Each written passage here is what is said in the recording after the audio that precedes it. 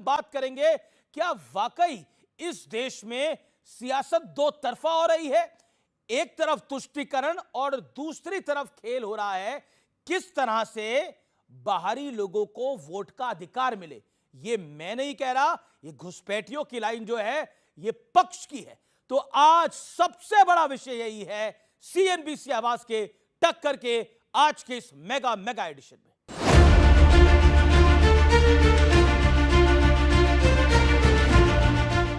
बिहार के वोट पथ पर चलते हुए राहुल गांधी और तेजस्वी यादव माता सीता के दर पर क्या पहुंचे सियासत करवाने। कांग्रेस के पुराने सिपाही आचार्य प्रमोद कृष्णम ने कहा कि राम मंदिर के निमंत्रण को ठुकराओगे और जानकी मंदिर जाओगे, इस पाखंड से जीत नहीं पाओगे। मंदिर में राहुल गांधी और बाहर मोदी मोदी के नारे लग रहे हैं।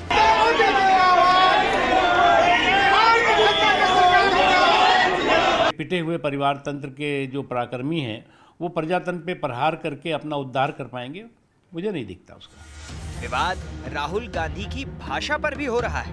नरेंद्र मोदी वोट चोरी करके, वोट कटवा के, वोट बढ़ा के चुनाव जीतता है।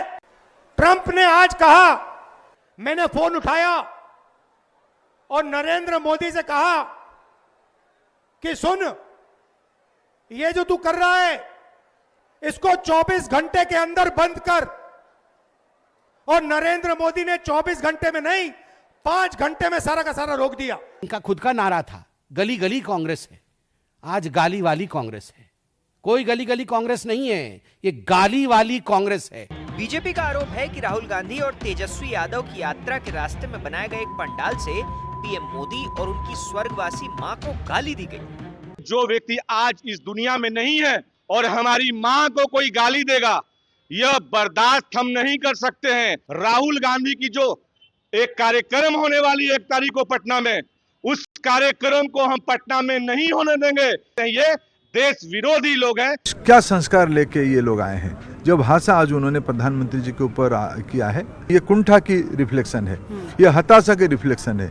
यात्रा के दौरान उनको लग गया होगा कि चुनाव जीतने वाले नहीं हैं और बौखलाहट में इस तरह का काम कर रहे हैं। ये सब ध्यान भटकाने की बातें हैं, ना हमारी परंपरा है इस तरह की, ना हम कोई ऐसी बात करते हैं। हालांकि इस कार्यक्रम का आयोजन करने वाले कांग्रेस के नौशाद ने माफी मांगी। जिसने भी इस तरीके की ये गाली गलौज की है या जो भी किया है उसकी मैं घोर निंदा करता हूं और मैं माफी मांगता हूं, मैं क्षमा मांगता हूं। जो मानसिकता ये राहुल गांधी की है कि जो भी प्रधानमंत्री जी को सबसे ज्यादा गाली देगा उसको कांग्रेस में पदोन्नति मिलेगी, इसलिए 150 से ज्यादा गालियां प्रधानमंत्री जी को दी गई है। इस बीच बिहार में हाई अलर्ट हो गया है। खबर है कि नेपाल के रास्ते पाकिस्तान के 3 आतंकी बिहार में घुस आए। इनमें हसनैन अली रावलपिंडी से, आदिल हुसैन उमरकोट का और मोहम्मद उस्मान बहावलपुर का रहने वाला बताया जा रहा है। यह भी खबर है कि ये तीनों आतंकी जैश ए मोहम्मद से जुड़े हुए हैं। इससे पहले प्रधानमंत्री मोदी घुसपैठियों और उसकी वजह से डेमोग्राफी में हो रहे बदलाव को देश के लिए खतरा बता चुके हैं। तो आज जनता के बीच इन तमाम मुद्दों पर होगी देश की सबसे बड़ी बहस। चलिए आपका परिचय करा देते हैं आज के मेहमानों से। प्रेम शुक्ला भारतीय जनता पार्टी के नेता प्रवक्ता, जोरदार तालियों से अभिनंदन है। अखिलेश प्रताप सिंह कांग्रेस पार्टी के वरिष्ठ नेता प्रवक्ता, जोरदार तालियों के साथ उनका अभिनंदन है। कंचना यादव प्रवक्ता राजद की, जोरदार तालियों से अभिनंदन है। सत्यप्रकाश मिश्रा नेता जनता दल यूनाइटेड के, जोरदार तालियों के साथ अभिनंदन है। और अंसार रजा हमारे साथ हैं। तो अब वक्त है रैपिड फायर राउंड का। शुरुआत अखिलेश सिंह से करता हूं। अखिलेश जी, राहुल एक एक लाइन में जवाब देना है। राहुल गांधी का हनुमान मंदिर नहीं जाना सही या गलत? हाँ यार। आपका प्रश्न ही पहले कहिए, प्रश्न ही पूछने के लिए सही प्रश्न होना चाहिए। अगला सवाल, बिहार एक लाइन में, बिहार के कैंपेन में राहुल छोटे भाई की भूमिका में है या फिर बड़े भाई की? इंडिया गठबंधन वहां भूमिका में है। अच्छा, इंडिया गठबंधन भूमिका में है। कंचना यादव, एसआईआर पर चुनाव आयोग की बात मानेंगे या फिर सुप्रीम कोर्ट की? एसआईआर पे सुप्रीम कोर्ट और जनता की बात मानेंगे। ओके। बिहार में घुसपैठिए हैं या नहीं? मोदी जी भगाएं अगर है पकड़ के, तो चिल्लाएं नहीं, भगाएं। ओके। प्रेम शुक्ला, बिहार को भारी भरकम सौगात विकास के लिए या फिर वोट के लिए? Choose one. विकास के लिए। संसद में बिना बहस के बिलों को पास कराना लोकतंत्र है या फिर यही बीजेपी का लोकतंत्र? बिल पास करना लोकतंत्र, हंगामा करके जो है ये एक लाइन में अराजकता जवाब। फैला रहे हैं। ओके, अंसार रजा, बिहार के सीमांचल में डेमोग्राफी बदलाव हो रहा है, हाँ या नहीं? ये गृह मंत्री साहब से पूछेंगे, आप मुझसे पूछेंगे? अच्छा ठीक है, बिहार सरहद में उनके मुसलमानों का कब्जे में, सगा सर। कौन हैं? बिहार में मुसलमानों का सगा कौन, आरजेडी या फिर जेडीयू? बताइए, एक को पकड़ना है। ये सवाल बहुत पेचीदा है, ये सवाल पेचीदा है। जेडीयू, मैं जेडीयू मैं एक पर्ची निकाल के दिखाता हूं, बताइए ना कौन है। मैं पर्ची निकाल के दिखाता हूं, बहुत पर्चियां निकल रही हैं आजकल मुल्क में। 35 से 40 बीजेपी, 15 से 20 जेडीयू, और तय करेंगे चिराग पासवान। ओके, तय करेंगे चिराग पासवान, लेकिन आपने जवाब नहीं दिया मुसलमानों का सगा कौन है।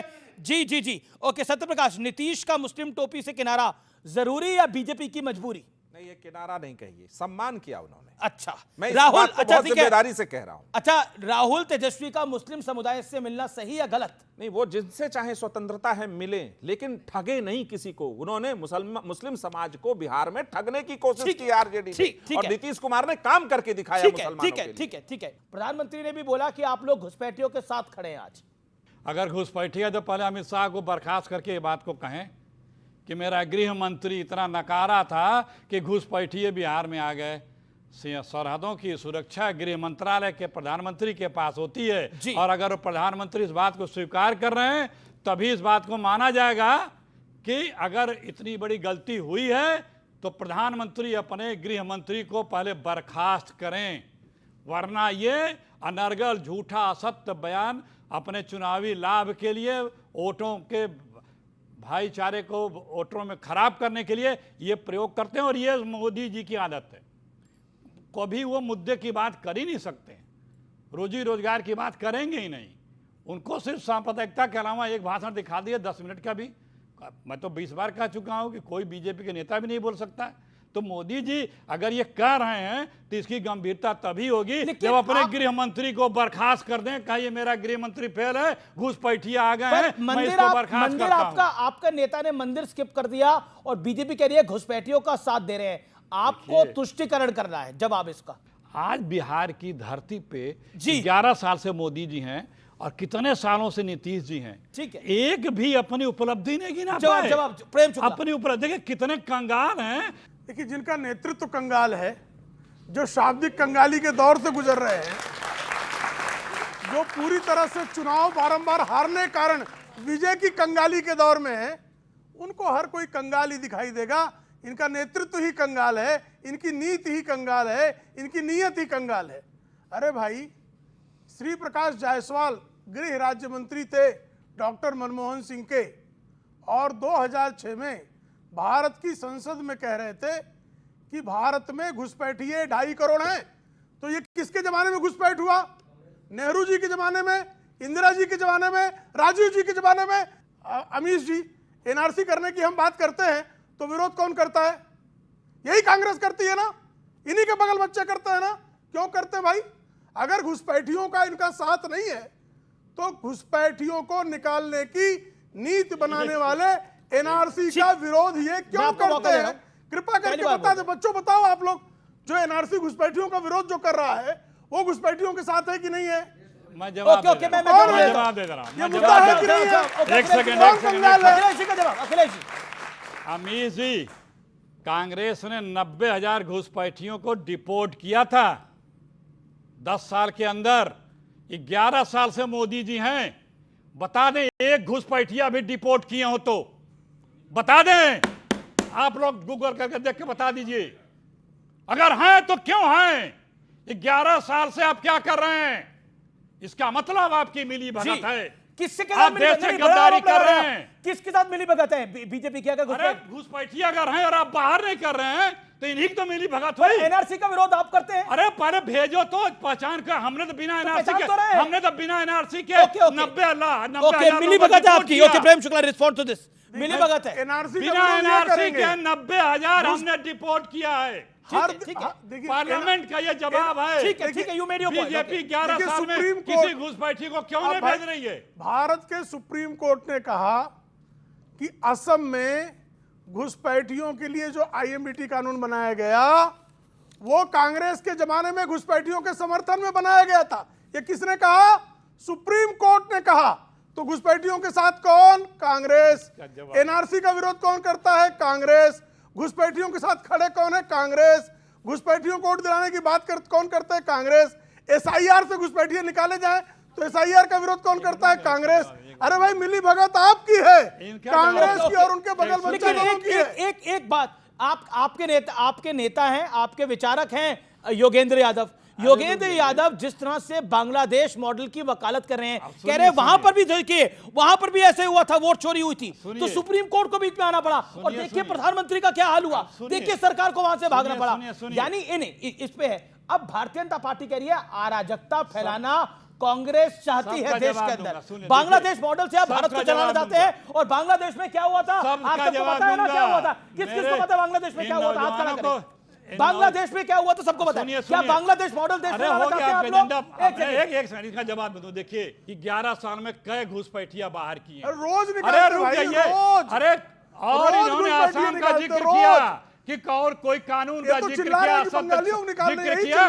ये 7 सालों से आसाम में इनकी सरकार है। अगर वो कानून था तो क्या आपने बदल गया? क्या आपने कुछ कार्रवाई? कोई कितने लोगों को बाहर भेजा?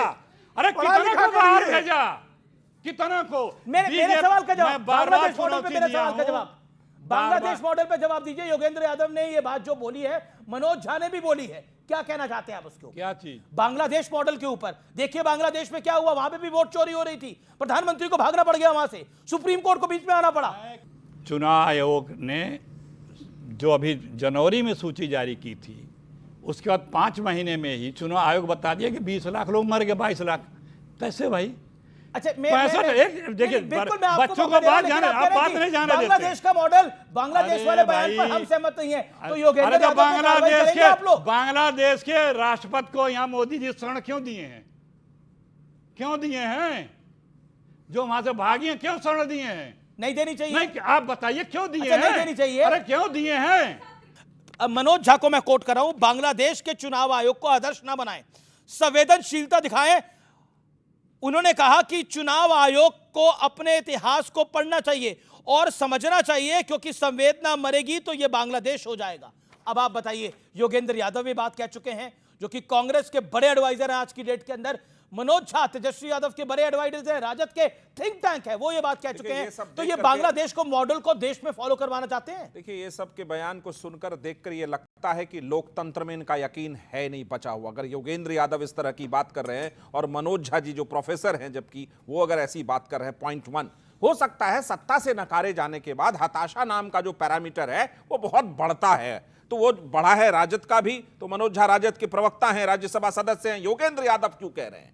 योगेंद्र यादव स्वतंत्र रूप में कांग्रेस का छोड़ा गया एक टूल किट मात्र है। वो कांग्रेस की ऐसी स्ट्रेटजी तैयार करते हैं कि कांग्रेस को या तो डूबना पड़ेगा, अगर बांग्लादेश मॉडल क्या इस देश का कोई नागरिक वो स्वीकार करेगा जो बांग्लादेश की सड़कों पे हुआ था? योगेंद्र यादव यहां नहीं रुके। योगेंद्र यादव ने, कांग्रेस के थिंक टैंक है, उन्होंने क्या बोला आगे? उन्होंने बोला पाकिस्तान में भी जो चुनाव हुए हैं वो मजाक है, बांग्लादेश में भी जो चुनाव हुए वो मजाक होते हैं, क्या भारत में भी वही होने जा रहा है? सोचिए ये क्या माइंडसेट है। कंचना यादव, एक लाइन और जोड़ लेने दीजिए। इस देश का लोकतंत्र बहुत महान है, सरकारें आई गई, इस देश में कांग्रेस की सरकार ने, इंदिरा गांधी ने इमरजेंसी तक लगाई, लेकिन इस देश का लोकतंत्र इतना महान था, इंदिरा गांधी को हराया और फिर जिताया उसके बाद। लेकिन नहीं, एक सेकेंड, लेकिन आप लोग बांग्लादेश मॉडल पर चलना चाहते हैं, रेडिकलिज्म, आप रेडिकलाइज करवाना चाहते हैं। यहाँ पर क्या करवाना चाह रहे हैं? इन्होंने कहा सीए करा रहे हैं, एनआरसी करा रहे हैं, घुसपैठिए पकड़े, सीए एनआरसी से घुसपैठिए पकड़े 0। ये हल्ला कितना किए? हजारों। और दूसरा एसआईआर करवा रहे घुसपैठिए पकड़ने के लिए, कितना पकड़े? 0। जब हमने इनसे कहा कि 65 लाख में घुसपैठिए कहां है महोदय, तीनों ने कहा रुकिए ना रुकिए, डॉक्यूमेंट वेरीफाई कर रहे हैं, फिर हम घुसपैठियों को पकड़ कर निकालेंगे। डॉक्यूमेंट वेरीफाई हो रहा है, आधार कार्ड पे सुप्रीम कोर्ट ने दिया तमाचा। पहले कहते थे नागरिकता का प्रूफ नहीं है, आज जब सुप्रीम कोर्ट ने कहा आपको लेना ही पड़ेगा तो ये लेंगे। लेकिन चिल्ला कर घुसपैठिए आधार कार्ड बनवा लिए, घुसपैठिए आधार कार्ड बनवा लिए। अब आती हूँ आपके बांग्लादेश पे। आप बांग्लादेश मेरा बांग्लादेश नहीं है, आपके सवाल आप पर, आपके बांग्लादेश के सवाल मेरा पर तो हिंदुस्तानी। फिर वही बात, जिस चीन ने पाकिस्तान का सपोर्ट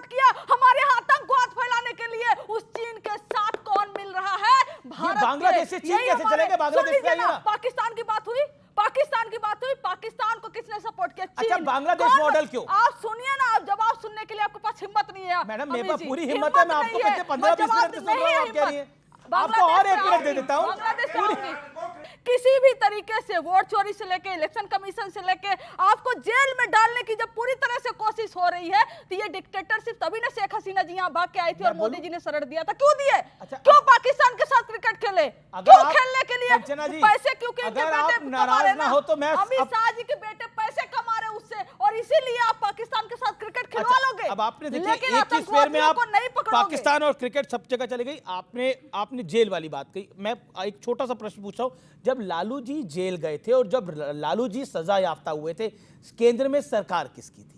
बीजेपी की थी या कांग्रेस की थी? सबसे पहले एक बताइए ना, फिर वही बात, फिर क्या बात? सरकार ने जजमेंट दिया था क्या? बात सुनेंगे? कोर्ट ने दिया था? सुनेंगे? सरकार किसकी थी? फिर वही बात सुनेंगे। यही प्रॉब्लम है, सवाल नहीं सुनोगे, बोलोगे जवाब ही नहीं इनके पास। सवाल तो मैं पूछूंगा, जवाब सुन लीजिए, जवाब आपको देना है। जवाब सुन लीजिए तब बोलिए, इनके पास जवाब नहीं है। अटल बिहारी वाजपेयी जी की जब पहली बार सरकार आई थी, तो फर्स्ट टाइम अटल बिहारी वाजपेयी जी के सरकार में लालू जी के ऊपर केस हुआ था, और वो केस फिर आगे आगे बढ़ता चला गया।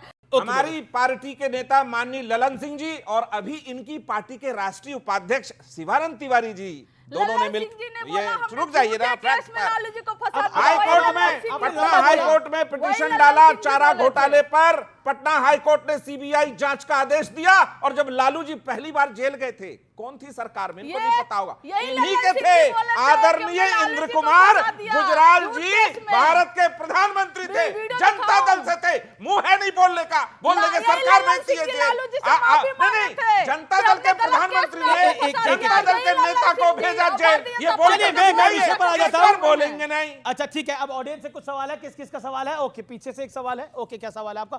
खड़े होकर। वोट चोरी की बात हो रही है, तो सबसे पहला मेरा सवाल आरजेडी प्रवक्ता से है कि अभी तो वोट चोरी की बात हो रही है। मेरा घर फुलवरिया जो कि लालू यादव का गांव है, उसके बगल में ही है। वहां कहा जाता कि इस समय तो वोट चोरी की बात हो रही है, लेकिन लालू यादव के राज में बूथ चोरी की बात होती थी। बूथ को ही छाप दिया जाता था बाहुबली के बाहुबलियों द्वारा, और जहां पे उनके हिसाब से वोटिंग नहीं पड़ती थी, वहां पे उसके बैलेट बूथ चोरी होता था क्या? हाँ, और इंक डाल दिया जाता था बैलेट बॉक्स में, जहां पे उनके मुताबिक वोट नहीं होती थी, और इंक से पूरा बैलेट बॉक्स खराब हो जाता था। और दूसरी बात, उन्होंने रोजगार की बात की। गोपालगंज, सिवान, छपरा जो कि गृह जिला कहा जाता है लालू जी का, सबसे ज्यादा लोग चीनी मिल बंद होने की वजह से बेरोजगार वहीं पे हुए थे। ओके, ठीक है, ओके, कंचना जी 30 सेकंड में जवाब, छोटा जवाब। तब ये था 1990 के टाइम पर बहुत सारे ओबीसी एससी जो बैकवर्ड समाज से लोग थे, गरीब समाज से लोग थे। मैं गरीब में सिर्फ वही नहीं कह रही हूँ कि सिर्फ OBC SC ST, even upper caste में जो गरीब तबके से थे, उन सबको वोट देने का अधिकार नहीं था। वो जाते थे तो उनको भगा दिया जाता था। तो पहली बार सुनिए ना, पहली बार फिर वही बात, पहली बार उन्हें वोट देने का ताकत मिला, अधिकार संविधान ने दिया था, ताकत मिला, और वो वोट देने गए। तो बाहुबली जो हुआ करते थे ना, सामंती मनुवादी सोच के, वो क्या करते थे, उनको मार के भगा देते थे, और उनके जो बूथ होते थे ना, शाबुद्दीन तो आपके साथ होते थे।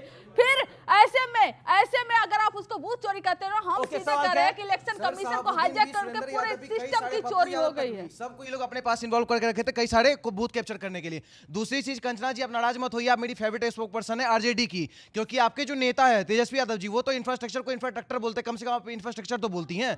दूसरी सबसे बड़ी चीज, और मैम सर मेरा दूसरा सवाल है, आप कंचना जी की तारीफ कर रहे हैं या इनके नेता? फिर और आरजेडी की सबसे पढ़ी लिखी प्रवक्ता इनको मान रहे हैं, अपने नेता से ज्यादा पढ़ी लिखी है।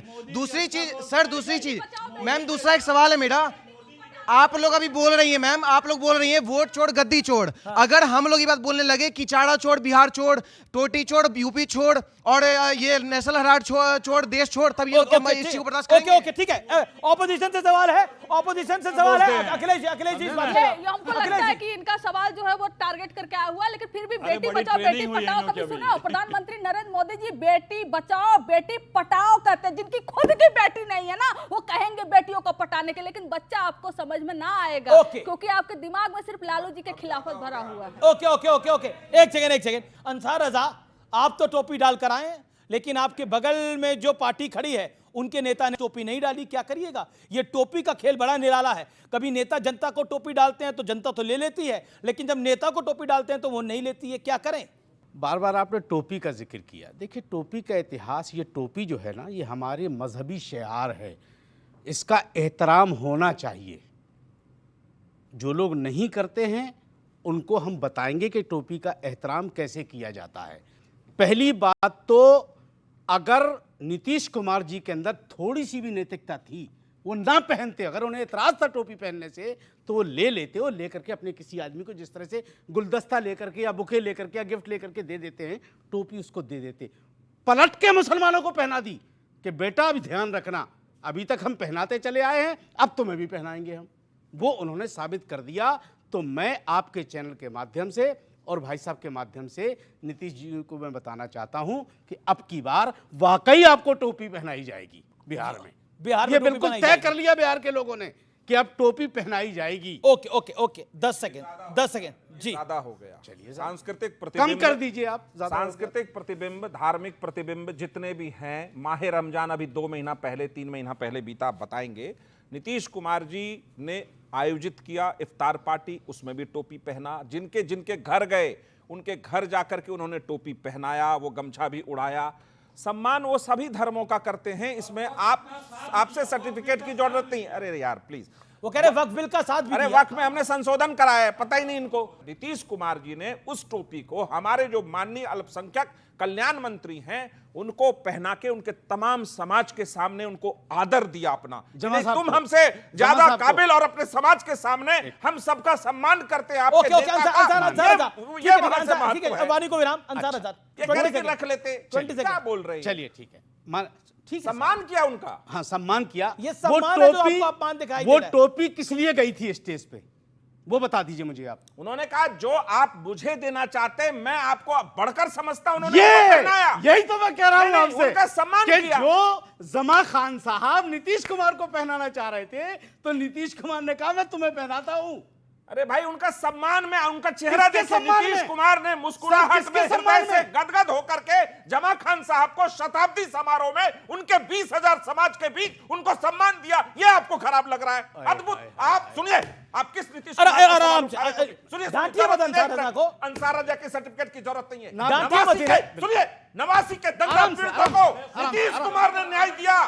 कांग्रेस के जमाने में दंगा हुआ था, कांग्रेस उस फाइल पे बैठी, लालू यादव की सरकार आई। रुक जाइए, लालू यादव उस फाइल पे बैठे। अंसार रजा क्यों नहीं पूछते? लालू अंसार रजा को डांट रहे हैं? नहीं, अंसार रजा जी क्यों नहीं पूछते? नीतीश कुमार ने उन दंगा पीड़ित महिलाओं को, दंगा के पीड़ित लोगों को आज भी सहायता राशि जाती है। बिहार की ठीक है अंसार रजा। ओके अब आप शांति रखनी पड़ेगी आपको। अब देखिए अब आप वाणी को रुकना आपको रुकना पड़ेगा सर, अब नॉन स्टॉप बोल रहे हैं। ओके आप ऐसा है अंसार रजा की बात, अगली बार जब डिबेटें रखने लगे तो सबको आप एक 20-20 मिनट का टाइम बनके भाषण के लिए दे दिया कीजिए, डिबेट के लिए नहीं। हम यहाँ भाषण सुनने के लिए आए हैं कि लालू जी ने क्या। अरे वो आपके बीच में नहीं बोले, इतना आप कम से कम रखिए। दूसरा, आवाज तेज हम भी बोल सकते हैं, लेकिन लफ्जों की भी मर्यादा होनी चाहिए और आदमी की मर्यादा होनी चाहिए। डिबेट करने का हक सबको है। देखिए मैं एक बात बता दूं आपसे, चाहे सोने के फ्रेम में जड़ दो, आईना झूठ बोलता ही नहीं, और सच घटे या बढ़े तो सच ना रहे और झूठ की कोई इंतहा ही नहीं। जो आप बोल रहे थे अभी, जो आप बोल दूसरा, रहे थे झूठ। आप ये कह रहे हैं कि बेवाओं को ये दिया। ये देखिए ये टिचरे लगा रहे हैं आप। वो बीच में किसी के नहीं बोले, वो नहीं बोले ना, बोली बीच में। जब दुखती रख पे हाथ रखा जाता है तो गलत बोलता है तो मुझे बर्दाश्त नहीं चलिए, होता। ठीक है। आप तो छोड़ दीजिए। सर अकेले आपको बर्दाश्त नहीं होता, पूरे देश को आप बर्दाश्त नहीं हो रहे सर, आप पूरे देश को बर्दाश्त नहीं हो रहे जो खेला बिहार में कर रहे। हम धर्म में बंटवारा की राजनीति नहीं करते। हमारे नीतीश कुमार जी पर जब भी कोई ऐसा कोई दाग लगाएगा मैं उसका विरोध उसके मुंह पे करूंगा। नीतीश कुमार जैसा नेता हिंदुस्तान में दूसरा नहीं है जिनके सेकुलर ठीक है इत्मीनान से। ओके आप अपनी बात को रखिए। इन्होंने कहा नीतीश कुमार जी के लिए जो कुछ गलत कहेगा हम विरोध करेंगे। तो भाई साहब अगर आप किसी भी लीडर के लिए आप गलत करेंगे तो सब विरोध करेंगे उसका। अकेले नीतीश कुमार कोई हीरे के जड़े हुए फ्रेम में नहीं बैठे हुए हैं, वो भी नेता है। दूसरी चीज, आप एक बात बताइए, आप बार बार लालू जी के जंगल राज का जिक्र करते हैं। कोर्ट ने कहा था। सर अब अरे यार बड़ी बीमारी है भाई ये। अरे कोर्ट ने जंगल राज अरे इत्मीनान सत्यप्रकाश मिश्रा के ओके, साथ। ओके। अब ये बताइए, अच्छा बच्चों बताया, तुम लोगों ने सोचा कि नीतीश जी कितने बार पलटी मारे हैं? जरा सर्च करके बताओ, नीतीश जी कितने बार बीजेपी के साथ गए हैं? अभी और मैं कितने वहीं आ बार रहा हूं। नॉन अरे बीजेपी के साथ एक गए हैं? देखिए, डिबेट पूरी नीतीश कुमार पे नहीं है। ओके, नहीं, नीतीश कुमार की तारीफ हो रही है तो वो कहाँ हम तो कह रहे हैं आप नीतीश कुमार की खूब तारीफ कीजिए, लेकिन मुझे आप इतना बताइए, ये 20 साल जो नीतीश कुमार जी के गुजरे हैं, मैं सत्यप्रकाश जी से कहूंगा, बहुत बड़े भक्त हैं आप नीतीश कुमार के। आप लालू यादव का पिछला रिकॉर्ड उठा करके देखिए, उसमें क्राइम कितने थे, और नीतीश कुमार के मौजूदा दौर में 20 साल में कितने क्राइम हुए हैं, वो आप बताइए। ठीक है। और सुनिए, क्या सरकारी अधिकारियों का नीतीश कुमार के घर के बगल में खून होते देखा आपने? क्या लालू यादव के जमाने में जो अभी हुआ है? अब मैं प्रेम वो शुक्ला, बताएं ना। अब मैं अखिलेश प्रताप सिंह को प्रेम शुक्ला को लेकर आता हूं चर्चा के अंदर। प्रेम शुक्ला, ये जो बांग्लादेश का लॉजिक आया है और ये जो योगेंद्र यादव ने बोला है, मनोज झा जी ने बोला है, क्या आपको लगता है बीजेपी इसका अनर्गल ही विरोध कर रही है? उनका तात्पर्य कहने का कुछ और था, आप समझ कुछ और रहे हैं? उनका तात्पर्य क्या था? बांग्लादेश ही कहना चाह रहे थे ना वो। और इस देश को बांग्लादेश बनाने का प्रयास कांग्रेस, राजद, सपा, लपा जपा कितना भी कर ले, इस भारतवर्ष को बांग्लादेश हम किसी भी कीमत पर नहीं बनने देंगे। ये संकल्प है भारत का। आप किससे तुलना कर रहे हैं भाई बांग्लादेश की? भारत से। एक जो है ऐसा सशक्त लोकतंत्र, एक ऐसा जो दुनिया का सबसे तेज गति से जिसकी आर्थिक वृद्धि हो रही है, जो 2047 तक विश्व का महाशक्ति बनने जा रहा है, जो चौथे नंबर की सबसे बड़ी अर्थव्यवस्था है, उसकी तुलना आप बांग्लादेश से कर रहे हैं, जिस बांग्लादेश में हिंदू महिलाओं को नंगा करके मारा जा रहा है, हिंदू महिलाओं पर बलात्कार किया जा रहा है, उसका सब नरसंहार हो रहा है। आप कल्पना करते हैं भारत में ऐसा हो सकता है कि अल्पसंख्यकों के साथ? बांग्लादेश में कोई हिंदू, जिस तरह से हमारे बीच जो मौलाना अंसार रजा साहब खड़े हैं, वहां कोई हिंदू इस तरह से खड़ा हो सकता है क्या? कैसी बातें कर रहे हैं?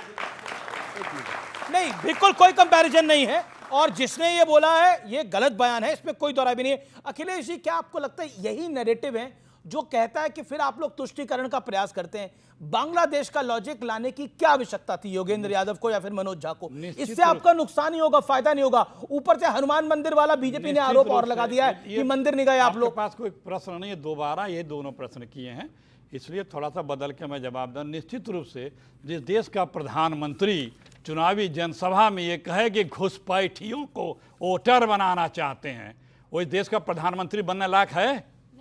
जिसकी खुद की 11 साल से सरकार चल रही हो, वो खुद अपना कितना बड़ा अपने ऊपर दाग लगा रहा, खुद बता रहा है, और यहां बैठ के जिसको कोस रहे हैं उसी बांग्लादेश के राष्ट्रपति को अपने यहाँ स्वर्ण मोदी जी ने क्यों दिया है? वक्त है एक ब्रेक का। ब्रेक के उस पर CNBC आवाज पर एक बड़ी खबर।